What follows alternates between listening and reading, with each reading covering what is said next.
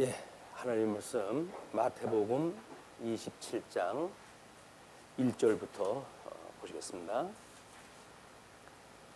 새벽에 모든 대제사장과 백성의 장로들이 예수를 죽이려고 함께 의논하고 결박하여 끌고 가서 총독 빌라도에게 넘겨주니라. 자, 이제 마태는 우리 중보의 삼적을 통해서 예수가 그리스도라고 하는 사실을 증거하는 마태복음의 끝자락에 지금 와 있습니다. 계속 했던 얘기는 우리 마태가 그 예수님에 대하여 설명을 하기를 구약 성경의 모든 율법과 그다음에 시편과 그리고 선지에 대한 이야기들은 오실 자 예수 그리스도에 대한 이야기라고 이렇게 설명을 갖다 해온 거예요. 율법과 시편과 선지에서 이야기했던 여기서는 여러 가지 주제가 있을 수 있겠지만 일단은 직임, 우리 사무엘 상하를 통해 가지고 어떻게 선민 국가를 세우는가 했을 때에 직임을 통해 가지고 이제 세우는 걸 중심으로 했었는데. 그 중에 이 율법의 그 내용에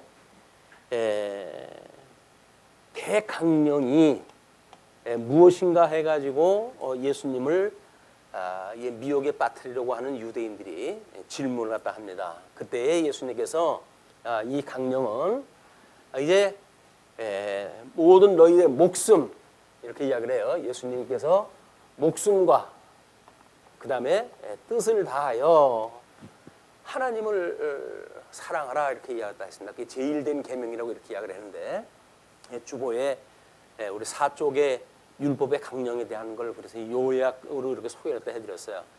율법의 강령은 무엇입니까? 라고 이야기했을 때 이것이 목숨과 뜻을 다하여 이렇게 이야기를 해요. 그러면 우리 하나님께서 이미 만물과 만사를 작정하시고 그리고 모든 이성적 존재를 예정을 하셨다고 이렇게 이야기를 했잖아요. 이것 자체가 하나님의 뜻이라고 이렇게 이야기를 했어요. 그리고 이 뜻을 따라 가지고 이제 양대 언약을 세우시고 그리고 이 양대 언약을 이루어 가시는 일이 하나님의 뜻을 이루어 가시는 일이에요. 거기에는 이제 그 작정에 속해져 있는 하나님의 나라도 포함되어져 있고 그리고 예정에 속해져 있는 하나님의 의도 속해져 있는 것이 하나님의 뜻을 이루는 일이기 때문에 예수님께서 이 땅에 오신 것은 중보자로 오셨는데 이 중보자로 오셨던 예수 그리스도는 신성과 인성을 가지고 계신 분이라고 이렇게 소개가 됐어요.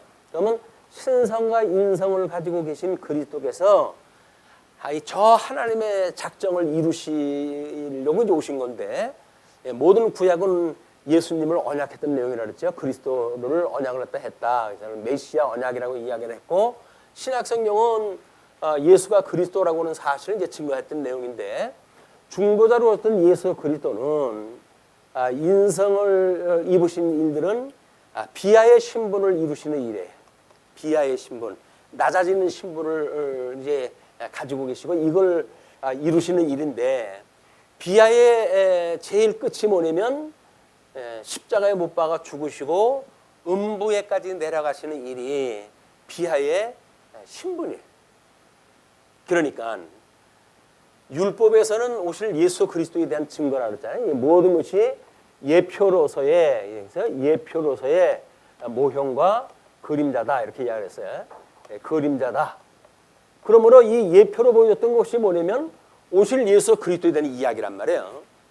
그러니까 율법의 수의 기록이 되어진 것은 모세오경에서 창세기를 빼놓고는 출애굽기서부터 신명기까지 전부 율법에 대한 이야기예요. 이제 그래서 계명에 대한 이야기고 율례와 규례에 대한 이야기고 법도에 대한 이야기였었는데 거기서 그거를 압축을 갖다 한 것이 위로는 하나님을 사랑하고 그 이야기거든요. 이 위로는 하나님을 사랑하고 그리고 내 이웃을 내 몸과 같이 사랑하라. 이 이야기라는 거예요. 이게 지금 전체의 이 구약 성경의 이야기가 이거라는 이야기예요. 그러면 유대주의자들이 예수님이 오셨을 때까지 성경을 그렇게 영생을 얻는 줄 알고 상고했으니까 예수님이 발견돼야 되겠죠. 예수님이 대속을 갖다 해서 하나님을 사랑하시는 그런 그 뜻을 다해가지고 목숨까지도 다 바쳐놓은 이런 사역을 통해 가지고 저 율법이 이루어진다고 믿어져야 이제 우리 예수 그리스도 하나님이 대속이 없으면 인간의 힘으로는 어찌할 수가 없다라고 하는 자기 부정에 이르게 되어지는데 유감스럽게도 유대인들은 대속주가 필요가 없이 자기네들이 율법을 잘 지켜가지고 구원을 받는 줄 알고 착각을 했던 거예요. 그렇기 때문에 여기서 하는 일들이 이 목숨을 가지고 있는 뭘 갖다 합니까? 목숨을 이제 목숨이라고 하는 건 뭐 자기의 모든 뭐 생명에 대한 그 이야기인데 이걸 지킨다고 해가지고 결국 사망의 종로로서라도 하고 있는 것이 아이러니하게도 유대인들의 일이었어요. 그리고 하나님의 뜻을 이루는 것이 하나님 기뻐하시는 일이고 그런 일임에도 불구하고 하나님의 뜻을 따르는 것이 아니라 순전히 왜곡되어진 자기네들의 뜻, 사단에 매여져 있는 왜곡되어진 뜻, 그것을 따라가지고 인생을 살아온 겁니다. 이 이야기는 이제 우리 예수님이 오셔가지고 이런 신약교회의 성도들에도 마찬가지죠. 우리는 위로 하나님을 우리가 목숨을 다 해가지고 하나님을 사랑하라라고 이야기를 하는데 우리가 목숨은커녕 조그만 이해관계가 있어도 우리는 하나님을 사랑하는 걸 포기를 합니다. 왜? 이게 나의 전부거든요. 그렇기 때문에 우리들이 이 예수님을 믿고 살아가는 성도들의 모든 이 가치, 이거를 과연 물질적 가치 또는 세속적 가치 또는 뭐 우리 어떤 그 세상을 살아가는 데서 얻을 수 있는 그걸 이제 우리 성경에서는 우리의 이 재물과 하나님을 겸하여 섬길 수 없다고 그렇게 이야기를 했는데 이걸 만약에 재물을 섬기는 걸로 이야기를 한다면 이거는 하나님을 섬기는 것이 아니거든요. 근데 우리는 예수님을 믿고 주면 몸된 교회를 이제 교회의 성도가 되어져 가지고 교중에 그런 공교회를 일싸오며 성도의 교제를 나누고 이런 걸 신앙 고백을 하지만 우리는 여전히 여기서 뭘 하면서 살아간다고요? 세속적인 재물을 위해 살아가요. 그렇게 해가지고 뭐 우리 11조를 갖다가 하면은 배로 우리한테 갚아주신다든지 교회에 열심히 오게 되면 건강하게 해준다든지 해가지고 전부 세속적 가치를 마치 예수 믿는 거라고 가르치고 있단 말이에요. 근데 그렇지 않습니다. 예수 그들을 믿게 되어지면 일체의 비결을 깨달아서 여기에서 우리들이 얼마든지 뭐 비나든지 부하든지 또는 뭐 여기서 우리 약하든지 강하든지 천하든지 또는 여기서 귀하든지 세속적 가치의 어떠한 조건과 상관없이 우리는 하나님이 우리를 영원한 생명을 주셨다고 하는 영생을 주셨습니다라고 하는 이것 때문에 우리가 예수님을 믿고 이것 때문에 우리가 감격하고 살아가는 거거든요. 여기서. 그런데 예수님을 믿는데도 아직도 우리가 육체의 소욕이 있어서 우리가 중생인이라고 하는 것은 성령의 소욕과 육신을 따라 살 수밖에 없는 이것이 안타깝게도 이제 중생인의 이런 그 구조란 말이에요. 영혼은 예수님으로 말미암아 구원을 이르렀지만 아직도 이 육신은 사단에게 매인 바가 되어져서 끊임없이 이걸 가지고 우리가 이것이 가치인 양 오해하고 살아가는 거예요. 그런데 이 가치는 우리 예수님께서 여기에 두신 이유가 나머지 네 영혼이 잘 됐으니까 영혼이 잘 된 것 같이 내 몸도 잘 되고 건강도 잘 되고 이렇게 됐으면 좋겠다라고 하는 이걸 채우기 위해서 준 게 아니거든요. 근데 교묘하게 성경 구절을 갖다가 이용을 갖다 하기에는 마치 이거는 영혼 우리가 거저 구원을 받았으니까 내 영혼이 잘 된 것 같이 내 건강도 잘 되고 내 몸도 잘 되고 모든 만사가 잘 됐으면 좋겠다라고 하는 것이 세속적인 걸 갖다 이루는 걸로 갖다 붙인단 말이에요. 이거는 하나님을 사랑하는 게 아닙니다. 자기를 사랑하는 거지. 자기를 사랑하는 거예요. 하나님의 뜻하고는 전혀 상관없는 자기의 뜻을 이루기 위해서 신앙생활을 또 한다는 이야기거든요. 마태는 지금 이렇게 구약 성경의 그 내용을 가지고 예수님 오셨을 당시에 유대인들의 그런 신앙생활 이거를 갖다 전부 지적을 갖다 했어요. 너희들이 추구하고 있는 것이 이런 하나님의 뜻에 따라서 직임을 갖다 통해 가지고 어떻게 하나님의 뜻을 이루시는지 그분이 바로 메시아다. 그분이 너희들이 기다리고 있는 그리스도다라고 하는 걸 증거하는 내용인데 아직까지도 우리 유대인들은 예수님을 영접을 갖다 하기는커녕 예수님을 십자가에 못 박아 죽는 데까지 내어주게 된 거예요. 오늘 그 사실이 기가 막히게 이제 소개가 되어지는 겁니다. 우리들의 모양이나 예수님 오실 때 유대인들의 모습이나 다른 것이 하나도 없어요. 똑같은 모습이에요. 똑같은 모습으로 이게 비교를 갖다 해가지고 마태복음 27장을 공부를 하면서 확인했다 해가면서 저것이 결국은 예수님을 십자가에 못 박아 죽이고 그래서 이 대속을 갖다 이루시는 하나님의 이런 초월적인 이런 그 사랑의 모습을 갖다 우리가 확인했다 하는가 하면 오늘 중생인으로 살아가는 성도들의 삶에 대한 많은 회개와 우리가 반성이 있어야 될 거야. 우리 뭐 집사님 기도할 때 반성과 회개를 또 한다고 그랬었는데 실질적으로 우리 그냥 수사적으로 기도할 때 드리는 그냥 수사적인 어떤 말이 아니라 이것이 실질적으로 우리들의 온 마음을 다해 가지고 예수 그리스도의 감사 이것이 성도들의 살아가는 목적이란 말이에요. 영원한 생명을 얻었으니까 이 땅에서는 죽어도 좋습니다라고 하는 그거 아니겠어요? 그것이 이 복음을 증거했던 선교자들의 그런 그 일이 있었어요. 순교자들의 전부 사명이 이 놀라운 복음을 증거하기 위해서는 이 땅에서는 내가 어찌하여도 상관이 없습니다라고 하는 이야기였거든요.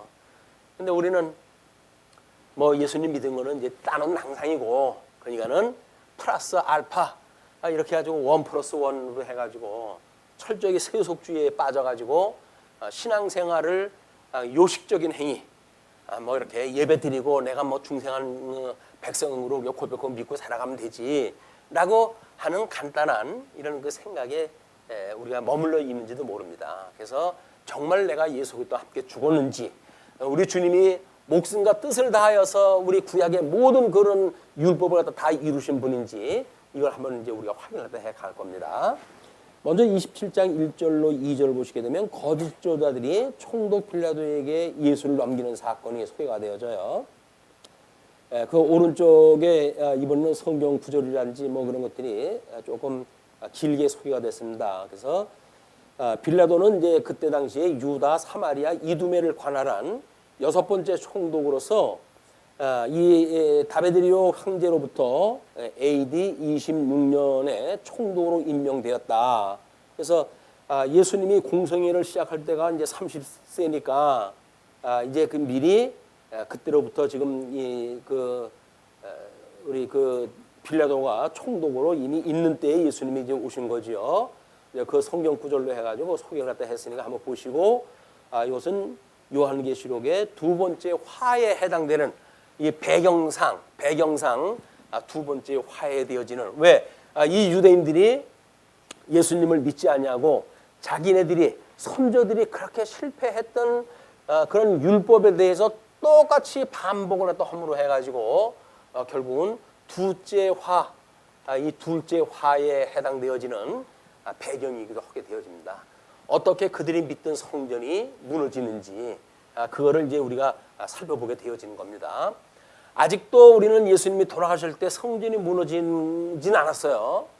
그러나 우리는 우리 그 이제 제2절이 제단으로 제사적 증거라고 그러는데 허루심으로 증거한다고 이렇게 이야기를 했거든요.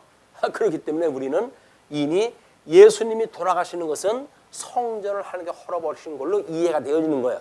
예수님을 믿는 사람들은 그럼에도 불구하고 유대인들은 그냥 건물은 있으니까 거기 뭐 찢어진 휘장이야 자기들이 고쳐 쓰면 되죠. 그래가지고 이제 그 성전인 양 하면서 거짓 성전을 갖다 믿고 하나님을 경외하는 그런 그 모습을 보게 되어집니다. 그러나 그것도 주 70년 완전히 하나님께서 박살을 갖다 내버리심으로 해가지고 오도갈 데 없도록 그걸 만들어 놓은 최고의 비참한 상황이 이제 이르는 것을 우리가 보게 되어집니다. 자 그러면 이제 그 우리 빌라도에게 넘겨주는 이 재판 사건은 지지난번에 이것이 부정한 재판이다 이렇게 이야기했어요. 그리고 이제 3절로 10절 보시게 되면 유다가 선지자의 예언대로 초기장의 밭에서 죽는 사건이 소개가 되어집니다. 그때에 예수를 판 유다가 그의 정죄됨을 보고 스스로 뉘우쳐 그 은 30을 대제사장들과 장로들에게 도로 갖다 주며 이제 예수님이 지금 완전히 유대인들한테 넘겨져 가지고 관정에 있을 때만도 다른데 이미 결박해 가지고 총도 빌려도까지 끌고 가게끔 돼 있어요. 이제 돌이킬 수 없는 그런 지경이 오니까 예수님을 팔았던 그 유다가 정죄됨을 보고 저 정도면 뭔가 자기가 기대했던 자기의 뜻대로라고 한다면 12영이나 더 되는 천사를 불러가지고 박살을 시켜야 될 텐데 죄수의 몸으로 끌려가는 모습을 본 거예요. 이건 아니로구나. 내가 믿고 있었던 그런 일은 아니로구나. 엄한 생각을 가지고 있음으로 해가지고 죄 없는 예수님을 내가 은 30에 팔았구나. 3년 동안이나 따라다녔던 그 예수님인데 그를 내가 이제 그렇게 팔게 되어졌구나 해가지고 그 은 30을 대제사장들과 장로들에게 도로 갖다 주며 여기서는 구체적으로 좀 구약 성경을 이루시기 위해서 그런 거예요. 그러나 우리 중생인 성도들이 살아가는 모습에도 똑같이 그것이 모습이 이렇게 비교해가지고 볼 수 있는 거라고 이렇게 이야기를 했잖아요. 그럼 과연 우리는 이 세속에 대한 세속의 사단에게 굴복을 갖다 해가지고 받아들였던 그런 그 은 30은 과연 뭘까요? 그걸 우리가 한 번쯤은 봐야 돼 이제. 그거를 포기하지 않은 한 우리는 여전히 이것이 우리의 올무가 돼가지고 그리고 신앙생활도 할 겁니다. 여전히 망하는 한이 있어도 내일 세상이 끝이 온다고 하더라도 나는 이걸 포기할 수가 없어 라고 해서 살아갈지 몰라요. 그런데 가룟 유다는 이제 스스로 뉘우쳐가지고 은 30을 갖다 줬어요. 이르되 내가 무죄한 피를 팔고 죄를 범하였도다 하니 그들이 이르되 그것이 우리에게 무슨 상관이냐? 내가 당하라 하거늘. 이것이 세상 인간관계에서 늘 일어나는 일들이에요. 이해관계에 의해서 뭔가 맞으면 마치 은 30을 줘가지고 모든 일을 갖다 할 수 있도록 후원을 갖다 하는 것처럼 보이잖아요. 근데 그것이 아니라고 해가지고 그 계약을 파하게 될 때는 전혀 다른 반응이 일어나는 것이 인간 간에 있는 이런 그 관계예요. 인간들이 맺고 있는 이 관계, 좋을 적에는 우리 사도 바울도 그런 그 경우가 있었지만 눈이라도 빼어줄 것 같더니 너희들이 어떻게 나에 대하여 그렇게 오해할 수가 있는가? 사도 바울은 그걸 대단히 서운하게 생각을 해가지고 이제 그런 그 잘못되어져 있던 복음으로 인해 가지고 사단에 매어져 있는 성도들의 그런 심정을 그대로 고발했다 하는 그런 내용을 우리가 볼 수가 있습니다. 자, 그러면서 이제 그렇게 하라 하거늘 유다가 은을 성소에 던져놓고 물러가서 스스로 목매어 죽은지라. 그 사람들이 받질 않으니까 그거 자기가 어떻게 소유할 수도 없잖아요. 그냥 성전 문이 열려져 있었는지 어떻게 했든지 거기다 집어던지고 도망을 갔어요. 그래가지고는 스스로 자기의 목숨을 버리게 되어집니다. 자, 자기의 목숨을 버리는 것이 구약 성경을 이루시기 위해서 목숨을 버리시는 예수 그리스도와 사단에 매여 가지고 여전히 자기 뜻을 추구하다가 자기 목숨을 스스로 꺾는 유다와 대비되어지는 그런 그 모습을 보게 되죠. 이것은 우리한테 많은 이 교훈을 준다고 보여집니다. 자, 그렇게 되어졌는데 대제사장들이 그 은을 거두며 이르되 이것은 피값이라 성전고에 넣어둠이 옳지 않다 하고 의논한 후 이것으로 토기장이의 밭을 사서 나그네의 묘지를 삼았으니 이제 그때는 나그네의 묘지를 삼을 터가 필요하고 그러니까는 마침 그걸로 해가지고 이제 묘지를 삼은 거예요. 그러므로 오늘날까지 그 밭을 피밭이라 읽었느니라. 이에 선지자 예레미야를 통하여 하신 말씀이 이루어졌나니 일렀으되 그들이 그 가격 매겨진 자 곧 이스라엘 자손 중에서 가격 매긴 자의 가격 곧 은 30을 가지고 토기장이의 밭값으로 주었으니 이는 주께서 내게 명하신 바와 같으니라 하였더라.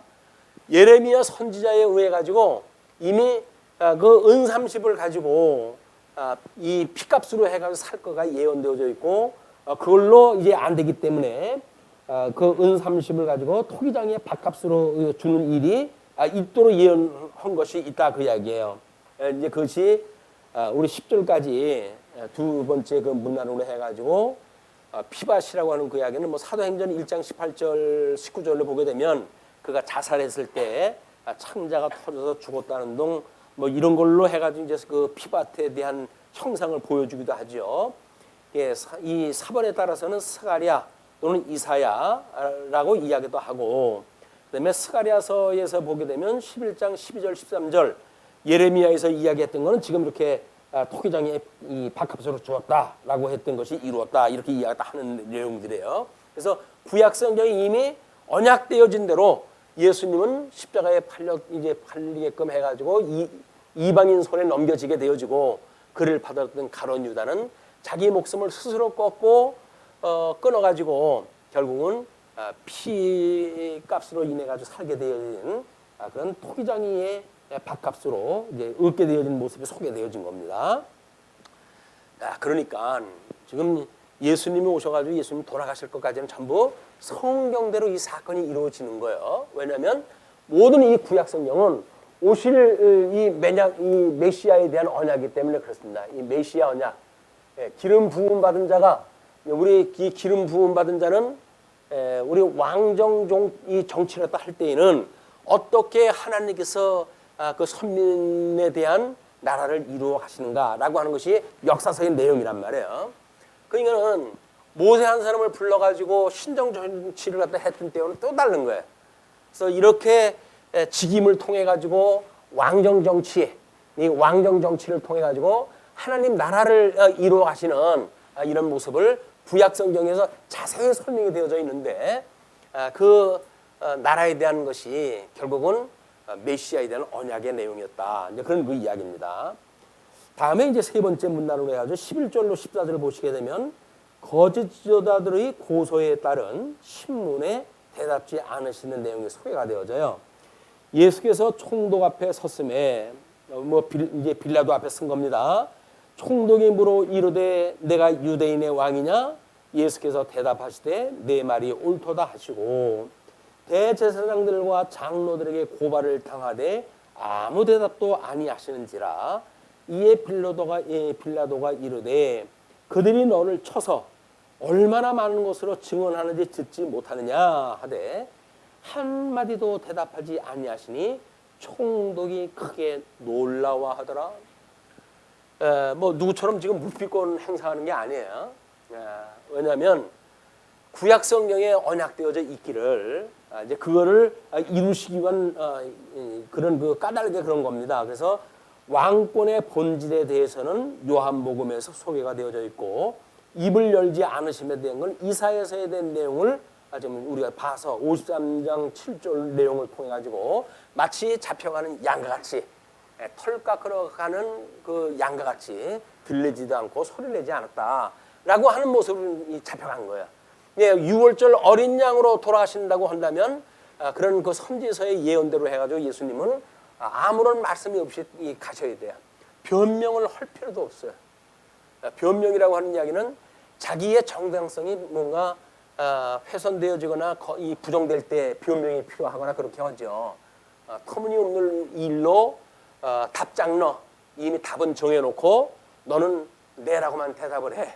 그러면 그거에 의해서 너를 고소를 할 거야 라고 하는 사단 권세의 이런 그 장난이 작동을 하게 된다고 한다면 굳이 거기다 변명할 필요가 없는 거예요. 그래서 예수님 믿고 우리가 살아간다고 한다면 이러고 저러고 뭐 다른 사람이 뭐라고 했을 때 굳이 변명할 이유가 없어요. 왜? 사단의 그 메인 사람들이 정죄를 했다 하는 거거든요. 하나님의 사람인데 예수 그리스도로 대속으로 말미암아 구원을 받은 사람인데 누가 정죄를 했다 하겠어요. 근데 이 정죄를 했다 한다는 이야기는 뭡니까? 대속의 사건을 믿지 않는다는 이야기고, 그러면 그 사람은 사단에 매였다는 이야기고 사단의 종로로 타면서 정죄를 했다 하는 건데, 그것에 나는 아니야, 내가 왜 너가 나를 갖다 정죄해, 난 죄가 없어 라고 이걸 굳이 변명할 이유가 없다는 거예요. 왜? 사단이 하는 일인데 뭐 뻔히 밥 먹고 하는 일이 이런 일이에요 전부. 하나님의 택한 백성들을 고소 고발하고 하는 사건들이 전부 그 사건들이에요. 요즘 뭐 하도 뭐 우리 사법권이나 이런 그 행정권의 문제에 있어가지고 고소 고발 사건이 얼마나 넘쳐나는지 뭐 그 밥 먹고 일 삼아 하는 애들이 있어요. 그런 것만 자기 딴에는 뭐 국가를 위해서 한다고 이야기를 하지만 아닙니다. 다 이해관계에 의해서 하는 사건들이 이것들이 그런 걸로 해가지고 하니까 그런 거에 의해 가지고 일일이 변명할 것도 없는 거야. 죽으면 죽으리라는 거죠. 아니 하나님 앞에 우리가 영생을 얻었는데 죽으면 죽고 마는 거지 뭐. 뭘 목숨을 부족했다고 해가지고 거기서 빈 소리를 또 하겠어요. 우리가 예수님을 믿는다는 담대함은 그거예요. 영생을 얻었기 때문에 누가 뭐라고 해도 우리는 그거에 대해서 왼쪽 눈 하나 깜짝할 이유가 없어요. 뭐 별의별 소리 다 하던데요. 아니 밥 먹고 하는 일인데 왜 안 하겠어요? 지가 할 일인데 열심히 그 일 해야죠. 그래야 망해야 가지. 그렇기 때문에 내가 이 예수님을 믿는 사람으로서 자신감이 있다고 한다면 나를 고소 고발을 하는 사람에 대해서 신경 쓸 거 없어요. 네. 나중에 하나님께서 다 이제 갚아주시니까 너를 대적하는 자를 위하여 기도하라. 그러면 그의 머리 위에 숯불을 피운다고 주님께서 약속하셨잖아요. 그럼 우리를 대적한다고 한다면 예수님을 대적하는 일이고 예수님을 대적한다는 이야기는 하나님을 대적하는 무리들인데 그걸 뭘 아쉬운 소리를 또 합니까? 예수님 믿는 성도로서 당당하게 아무 말도 없이 아마 뭐 할 수만 있으면 여유가 조금 있다고 한다면 빙글에 웃어주면 좋겠죠. 빙글에 웃어주면 그런 정도 여유만 있다고 하면 얼마나 좋겠어요. 자, 그렇게 해놓고 이제 세 번째 문단에서 11절로부터 14절까지 그렇게 이야기를 한 뒤에 15절로 26절 조금 깁니다. 이방 총독이 자신의 의도와 상관없이 사형을 판결하는 이 사건이 소개가 돼요. 자기의 뜻대로 안 되어지는 일도 있어요. 세상에 총독으로 와 있기 때문에 모든 권세를 위임받은 사람 아닙니까? 자기 뜻대로 못하는 일이 벌어져요. 참 웃기는 일이에요. 아무 능력도 없는 사람들은 자기 뜻대로 해가지고 엄한 일이 이루어지기도 하고 또 능력 있는 사람은 자기 뜻대로 해가지고 죽이기 싫은데도 불구하고 사형 선고를 내려야 되는 이런 그 일이 하나님이 절대적인 뜻을 가지고 지금 이 진행을 하기 때문에 그러는 겁니다. 절대자이신 우리 하나님, 절대자이신 우리 하나님, 대주제가 되시는 우리 하나님, 이분이 여전히 이 우리의 현상을 갖다가 하감하시었고 스스로 내려다보시고 감찰하셔서 여기서 불의한 일들이 얼마나 많이 일어나는지 몰라요. 거기에 하나님을 사랑하는 우리 성도들의 어떠한 위기에 있는지 주님께서 하감하시고 이거를 하나님께 처리해 주십시오. 그것이 우리 예수님이 나중에 다시 오실 때 뭐 와요? 재림주로 오시는 분이거든요. 재림주. 이반은 심판을 갖다 하러 오시는 거예요. 저리로부터 사한 자와 죽은 자를 심판하러 오시리라. 신앙 고백을 하잖아요. 이 심판하러 주님께서 오시니까 주님한테 그냥 이르면 돼요. 그냥 이런 거 다 기도만 하면 돼요. 저 불쌍한 인생이 나한테 무슨 뭐가 생길 줄 알고 저렇게 구박을 하고 그러는데 주님 제 눈을 떠가지고 내가 아무리 그래도 저한테 줄 거 아무것도 없는 건지를 알게 좀 해주십시오. 그리고 내가 전하는 복음이나 받아들이게 해주세요. 이렇게 이야기했다 해가지고 여기에 이러고 저러고 족달을 필요가 없어요. 사족을 달 필요가 없어요. 멋지지 않습니까? 성도의 삶이. 예. 우리 죽이겠다고 고발했다고 하는데 빙글에 웃을 수 있는 그런 우리한테 여유가 있다고 한다면 이게 예수님을 믿는 성도들의 권능이란 말이에요. 권능. 그게 예수님 믿는 거예요. 그게. 이거 제발 좀 살려주세요. 안 그럴게요. 살려주세요. 라고 비는 것이 아니라 네가 네 할 일을 해라. 내 할 일을 하라. 예? 만약에 사단이면 할 일이면 우리를 다 계속 고발하고 그러겠죠. 그러면 우리 주님께서 다 우리 쳐다보기 내려다보고 계셔요. 다 내려다보고 계시니까 대주제가 되리는 주님 앞에 우리는 쉬지 않고 기도만 합니다. 기도만 합니다. 뭘 자꾸 이쪽에 걸 내 뜻을 갖다 구하려고 다 하려고 그러니까는 주님께서 듣지도 않으시죠. 주님의 뜻을 여기서 구해야지. 주님께서 뭘 우리 위로를 갖다 해주시는지 권능을 갖다 줘가지고 은혜로 해가지고 어떤 믿음의 강력한 믿음을 갖다 주셔가지고 사단 권세에 의해 가지고 우리 휘둘리지 않을 거 아닙니까? 근데 내 뜻을 가지고 자꾸 이걸 해달라고 그러니까 주님께서 참 입장 난처하네. 사랑하는 제가 정신이 없어가지고 아직도 여전히 세상의 걸 달라고 저렇게 하니 저를 어쩌면 좋고. 여기서 우리의 씨름은 뭐예요? 이게 우리의 씨름이라고 하는 그 이야기는 혈과 육에 대한 것이 아니라고 그러지 않았어요? 이 혈과 육에 대한 것이 아니다. 그 이야기는 뭐예요? 영적인 거라는 거예요. 우리 씨름이 영적이라는 거예요. 영적인 것. 그러면 모든 게 우리 이 신령한 영적인 문제가 우리 신앙생활의 본질이지. 자꾸 이쪽에 혈과 육에 대한 걸 가지고 뭘 좀 더 어떻게 빌붙어가지고 다른 사람보다 조금 낫게 살면 뭐 좀 돋보일까 해가지고 이것 때문에 괴로운 거예요. 우리 뭐 세상 만사 우리가 모든 고민이 무슨 고민입니까? 이 고민이지 뭐 있어요. 우리 고민이 전부 이거라니까요. 주님께서 우리 주님과 함께 내가 죽고 이제는 여기서 없어요. 주님 안에 내가 살아난 겁니다. 라고 신앙 고백을 했지만 여전히 우리가 이것 때문에 고민인 거예요. 이것 때문에 울고 이것 때문에 웃고 이것 때문에 삐죽거리고 이것 때문에 우리고 사는 거라니까요. 이걸 하나님의 뜻을 우리가 하기만 하면 이거 별거 아니에요. 이거. 아니 우리 믿음으로 해가지고 우리 죽은 바가 됐다고 그랬잖아요. 살아있는 육도 이제 우리 세상 끝날 때까지 뭐 우리 앞으로 시간이 얼마 될지 몰라요. 벗어버릴 건데 뭘 거기서 구질구질하게 그걸 빕니까?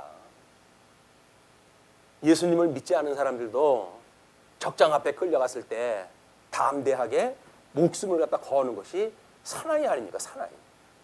예. 군대 장교들이 포로로 끌려가게 되면 부러워야 돼요? 자기 목숨 그걸 구차하게 살리기 위해 가지고 군사 비밀 전부 불어도 됩니까? 사형이 그건 국가로 돌아와도 사형이에요. 그럴 바에야 여기서 입 다물고 나는 대한민국 장교야. 감히 나한테 그런 거 요구하지 마라. 뭐 이렇게 하지 일가라도 해야 될 거 아니겠어요. 아유 장교고 뭐고 내가 뭐 이북 가면 장교 안 시키겠냐. 이렇게 한다고 하면 이건 아군인지 적군인지 구분이 안 되는 거예요. 자 그러면서 이제 명절이 되면 무리의 청혼대로 죄수 한 사람을 놓아주는 전례가 있더니 뭐 그 전례가 있대요. 뭐 그걸 뭐 역사적으로 해가지고 주경학자들이 이러고 저러고 갖다 뭐 되는데 성경에 전례가 있다 그러니까 그냥 있는 거예요. 그때에 바라바라 하는 유명한 죄수가 있는데 그 죄수도 뭐 무슨 죄를 뭐 졌다 뭐 이렇게 가지고 많은 그런 학생들이 있어요. 그런데 성경에 의하니까 그냥 유명한 죄수예요. 이름이 다른 사람한테 이렇게 알려질 수 있는 그 죄수인 것뿐이에요. 죄수가 있는데 그들이 모였을 때 빌라도가 물어 이르되 너희는 내가 누구를 너희에게 놓아주기를 원하느냐? 바라바냐? 그리스도라 하는 예수냐? 하니 이 바라바도 그리스도라고 하는 이름이 붙어져 있다고 그래요. 그거를 일부러 지어놓고 바라바라만 쓰고 그 다음에 예수님도 이 그리스도라고 하는 앞에 수식어를 넣고 그리스도라 하는 예수라 하니 이는 그가 그들의 시기로 예수를 넘겨준 줄 알미러라. 이미 재판장은 알아요. 이게 시기로 그렇게 되어 있는 건지 정말 정의를 갖다 실현을 갖다 위해서 그런 건지 아니면 자기의 얄팍한 정치적인 속셈에 의해서 그런 건지 다 아는 거예요. 이게 그래도 법관의 그런 멋있는 자세입니다. 다 알아요. 그런 것들을. 그걸 뭐 꼭 물어봐야 합니까? 기소문을 갖다 봐야 합니까? 절어가는 거 뭐 신문 몇 쪽 보게 되면 이놈들이 지금 어떻게 돌아가고 있구나 다 이해할 거 아니겠어요? 그걸 뭐 또 이러고 저러고 이야기하는 것도 전부 자기 정치적인 속셈인 거다. 자, 총독이 재판석에 앉았을 때에 그의 아내가 사람을 보내어 이르되 저 옳은 사람에게 아무 상관도 하지 마옵소서. 오늘 꿈에 내가 그 사람으로 인하여 애를 많이 태웠나이다 하더라. 대제사장들과 장로들이 무리를 권하여 이제 그것도 충동 앞제비들 있잖아요. 그 무리를 권하여 바라바를 달라 하게 하고 예수를 죽이자 하게 하였더니 얘는 이게 선동대가 늘 있어요. 선동대가 있어가지고 뒤에서 그 하수인들에 의해 가지고 조종당하는. 근데 그 인간들은 또 앞에서 뭐 입 벌리고 그러니까 자기가 뭐나 된지 알고 그렇게 하는데 결국은 하수인에 지나지 않는 거예요. 그건 뭐 하수인으로 그걸 한다고 해가지고 완장을 뚫는 것처럼 그렇게 하고 살아가는지 그 인생들은 불쌍한 인생들이죠. 근데 총독이 대답하여 이르되 둘 중에 누구를 너희에게 놓아주기를 원하느냐? 이르되 바라바로소이다. 빌라도가 이르되 그러면 그리스도라 하는 예수를 내가 어떻게 하랴? 뭘 판정을 갖다 하는 재판장이 일일이 물어봐요. 물어본다는 이야기는 뭐예요? 지금 이 민중의 생각이 어떠한지 그거에 의해서 반란이나 일어난다든지 하게 되면 자기 자리가 좀 위태로운 거예요.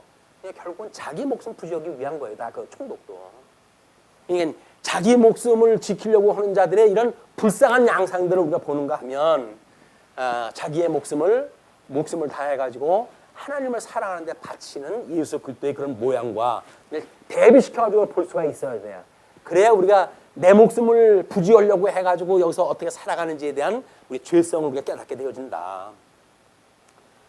예, 그렇게 이해하다 하니까 빌라도가 이르되 그렇게 하니까 23절 빌라도가 이르되 어쩌미냐 무슨 악한 일을 하였느냐 그들이 더욱 소리질러 이르되 십자가에 못 박혀야 하겠나이다 하는지라 빌라도가 아무 성과도 없이 도리어 밀란이 나려는 것을 보고 밀란 때문에 이제 위기를 갖다 느끼면서 물을 가져다가 무리 앞에서 손을 씻으며 이르되 이 사람의 피에 대하여 나는 무죄하니 너희가 당하라.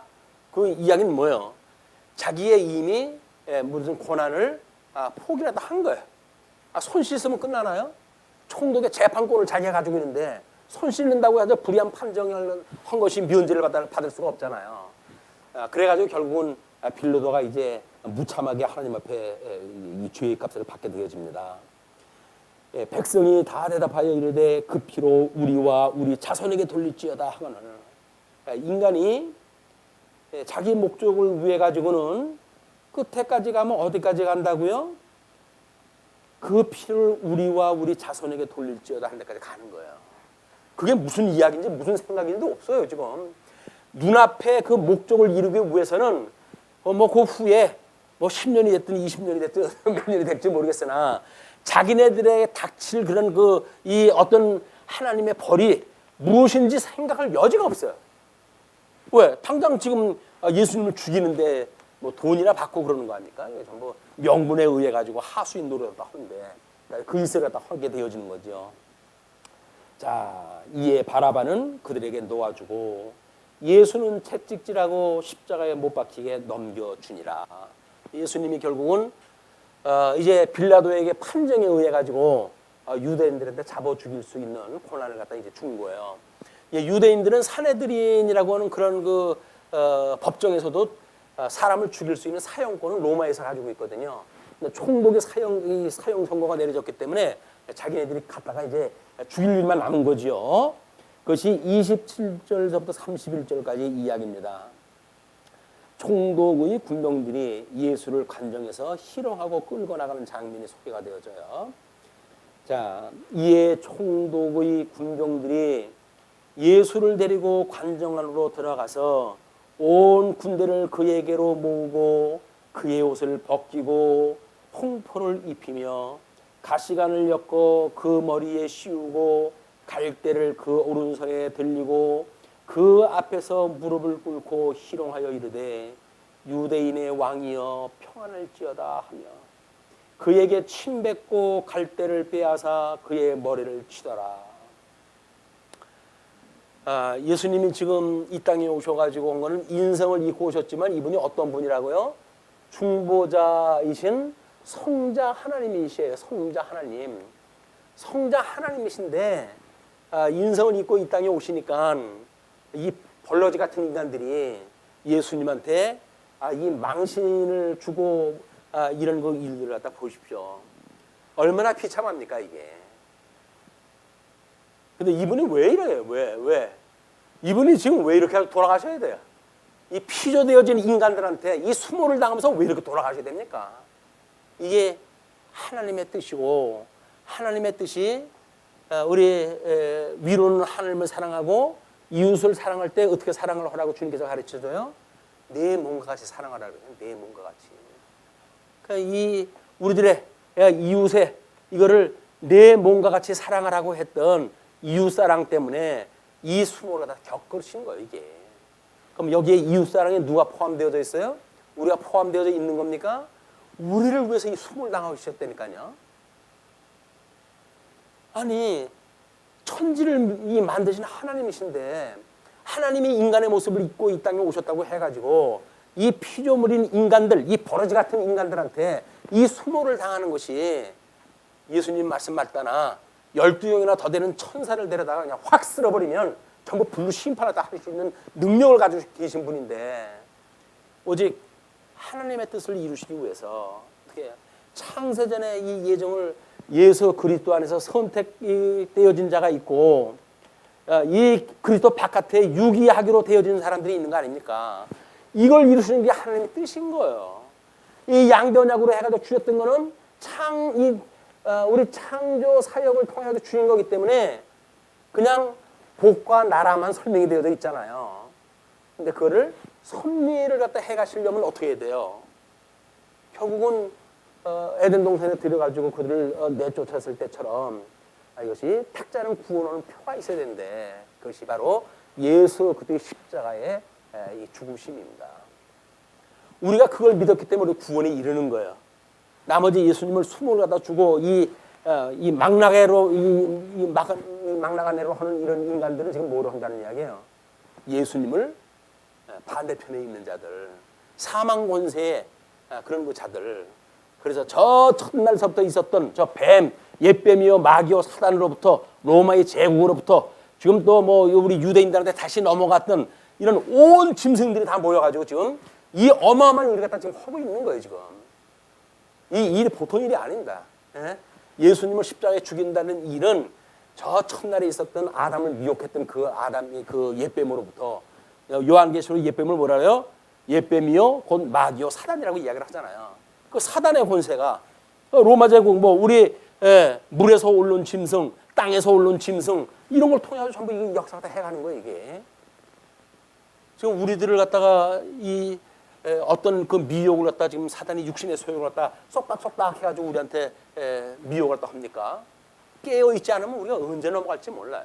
늘 깨어 근신할 이유가 있는 겁니다. 그래서 자 이렇게 하니까 결국은 이제 그 30절 그에게 침 뱉고 갈대를 빼앗아 그의 머리를 치더라. 희롱을 다한 후 홍포를 벗기고 도로 그의 옷을 입혀 십자가에 못 박으려고 끌려 나가리라. 예수님이 십자가에 이제 끌려가지고 나가는 그런 그 장면까지 소개가 되어진 거예요. 31절까지 그걸 우리가 총독의 뭐 군병들이 예수를 유대인의 왕이라고 부르고 모멸적인 조롱을 하는 것은 이사야서 53장 3절의 그 예언의 말씀이 성취되어진 거라고 이렇게 소개가 되어져 있었어요. 그런 뒤에 지금 32절로부터 37절 십자가를 지고 간 골고다에서 못 박히신 채 죽으시는 장면이 소개가 되어집니다. 뭐 나가다가 시몬이란 구레네 사람을 만남에 그에게 예수의 십자가를 억지로 지워 가게 하였더라. 골고다 즉 해골의 곳이라는 곳에 이르러 쓸개탄 포도주를 예수께 주어 마시게 하려 하였더니 예수께서 맛보시고 마시고자 하지 아니하시더라.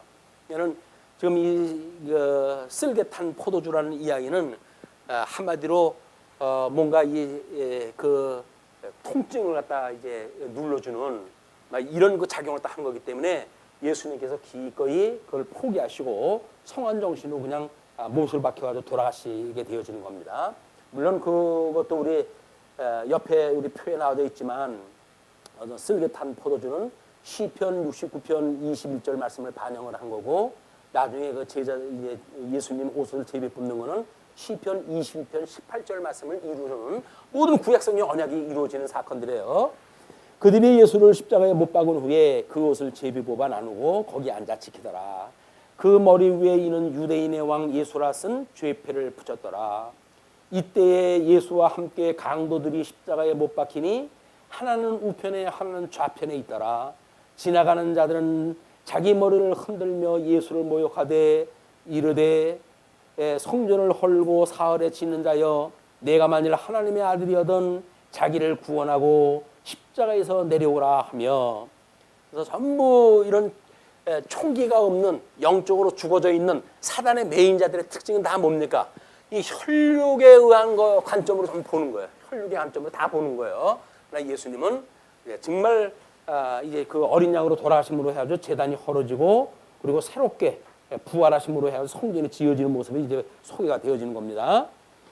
자, 이렇게 이해하다 하면서 41절 그와 같이 대제사장들도 서기관들과 장로들과 함께 희롱하여 이르되 그가 남은 구원하였을 때 자기는 구원할 수 없도다. 그가 이스라엘의 왕이로다. 지금 십자가에서 내려올지어다. 그리하면 우리가 믿겠노라. 자, 이 인간들이 왜 이렇게 극성을 갖다 부릴까요? 지금 인간들이 왜 극성을 부리는 거예요? 죽겠는 거예요 지금. 예수님한테 예수님을 고소를 갖다 해가지고 뭐 하다못해 뭐 잘못했다는 이야기나 한마디 하면 뭐 모든 거 다 용서를 갖다 해줄 수 있는 양 이렇게 하지만 인간들은 예수님의 입을 꽉 다물고 있거든요. 아무리 이 고소를 갖다 해도 들은 척도 안 하거든요. 그 이야기는 뭐예요? 한마디로 무시당하는 거예요. 무시당하는 거야.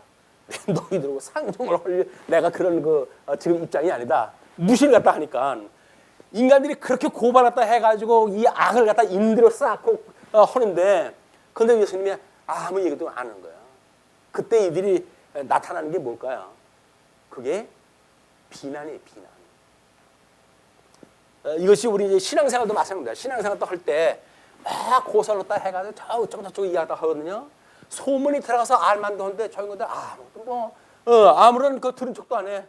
그러고 만나면 아무 일도 없었든지 그냥 인사하고 그냥 지나다녀. 그걸 보게 되면 속에서 불이 나는 거예요. 내가 저걸 악을 갖다 끌어내야 될 텐데. 저 악을 한번 끌어내야 될 텐데. 그때 어떻게 하면 제일 이거 넘어가기 쉬울까요? 비난이에요. 비난.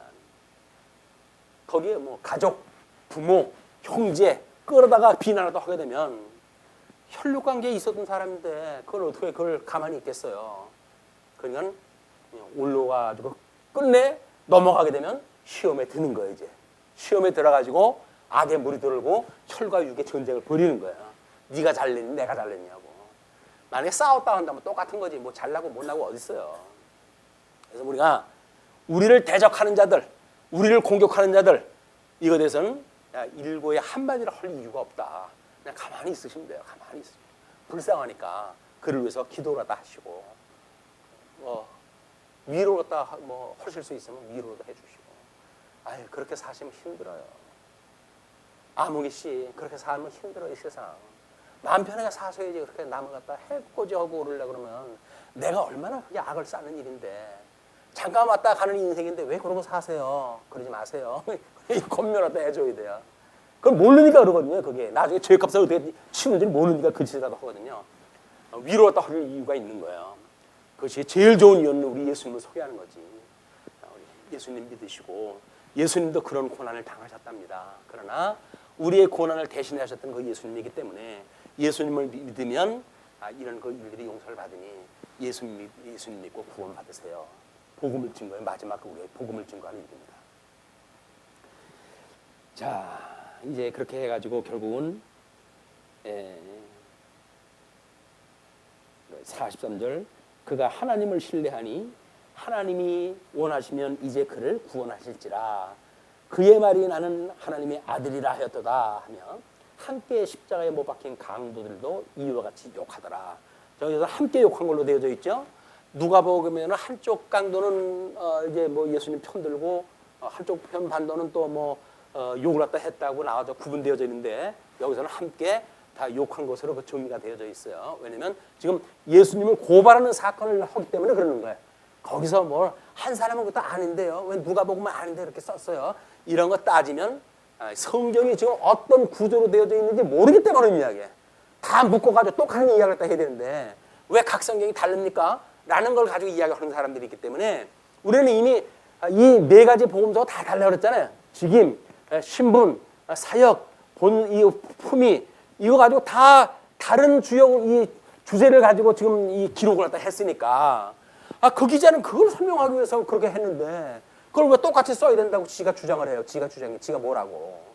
성령께서 감동을 줘가지고 그걸 강조하기 위해서 그렇게 주제를 가지고 쓰게끔 했는데 지가 뭘 안다고 거기서 그 왜 그랬냐고 따지기는.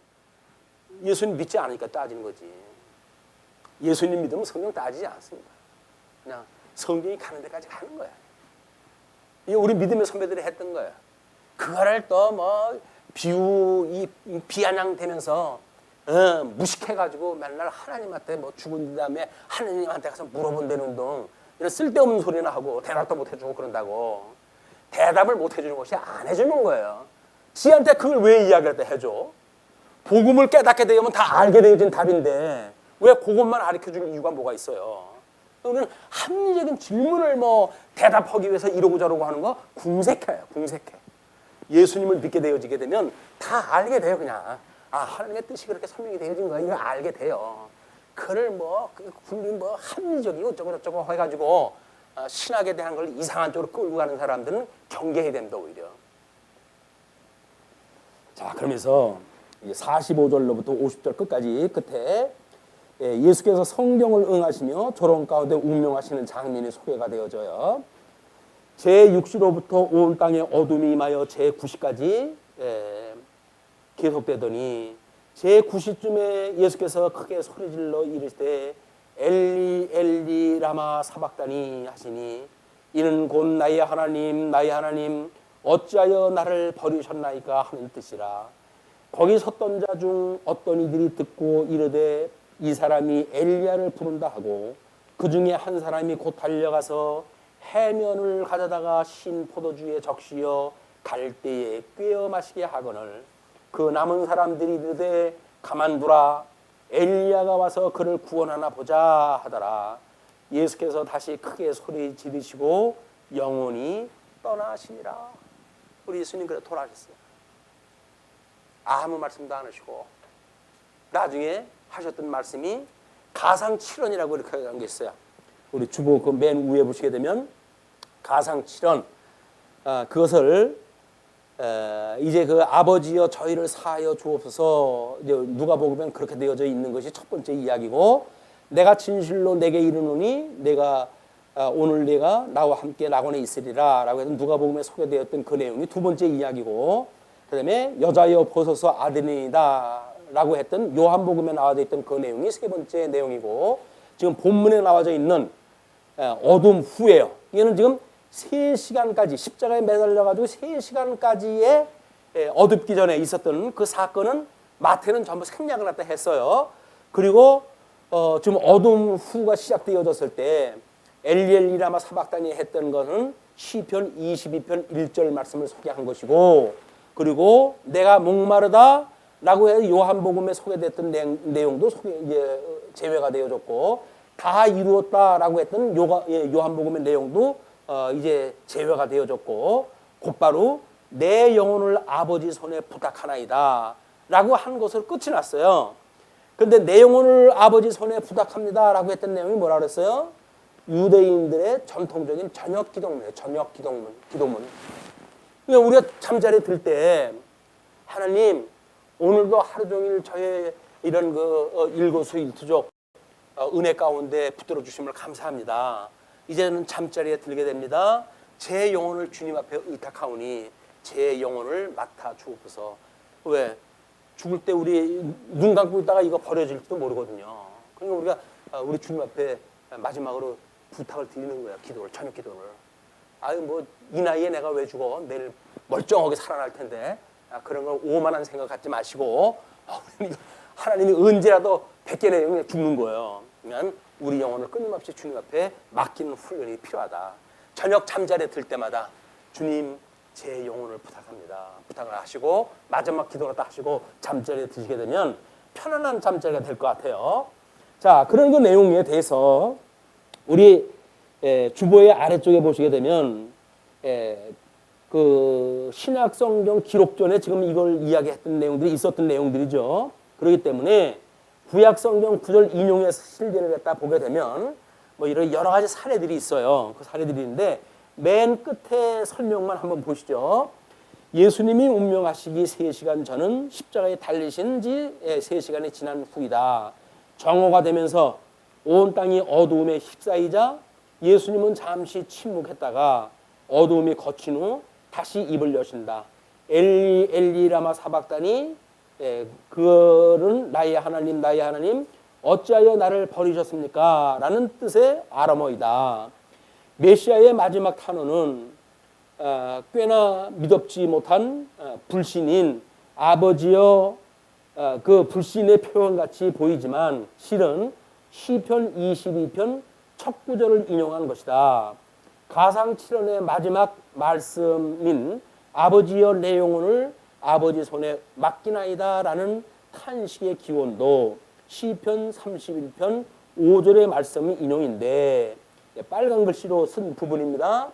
그 시절의 구약 성경에는 오늘날과 같은 장절의 구분이 없었기 때문에 긴 성경 구절을 인용할 경우에는 그의 첫 구절과 마지막 구절만을 기록해 두는 간편한 관습이 있었다. 이 관습에 의한다면 십자가에 못 박히신 예수님은 시편의 22편부터 31편까지를 전부 암송한 것으로 추정할 수가 있다. 이것이 십자가 위에서 부른 예수님의 마지막 노래이다. 이렇게 설명했다 했어요. 그래서 우리 그 본문 설명할 때 위에 빨간 글씨로 두 줄이 써져 있죠. 하나는 마태복음 22장 37절로 해가지고 내 마음을 다하고 목숨을 다하고 뜻을 다하여 너희 하나님을 사랑하라 라고 했던 내용이고, 또 하나는 빌라도의 신문과 십자가의 처형을 받으러 나갈 때 할례를 노래하고 나갔다고 그랬잖아요. 할례를 노래했듯이 지금은 시편의 노래를 부른 거예요. 우리 노래라고 한다면 뭐 즐거운 노래만 있는 것 같지만 그렇지 않습니다. 애가도 애가도 애들픈 그런 그 노래가 있는 거기 때문에 예수님이 시편의 그런 애가를 불러가지고 지금 자기의 구약 성경대로 응해가지고 십자가의 죽으심을 당한다고 하는 사실을 선포하시는 이런 복음의 사실이 좀 소개가 되어진 겁니다.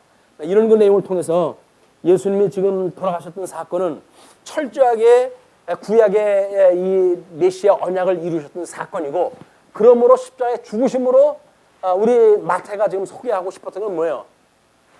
십자가에 아무 죄도 없으신 분이 돌아가셨던 저분이 구약 성경을 응하셨던 메시아다, 그리스도다 라고 한 걸 증거한 거란 말이야.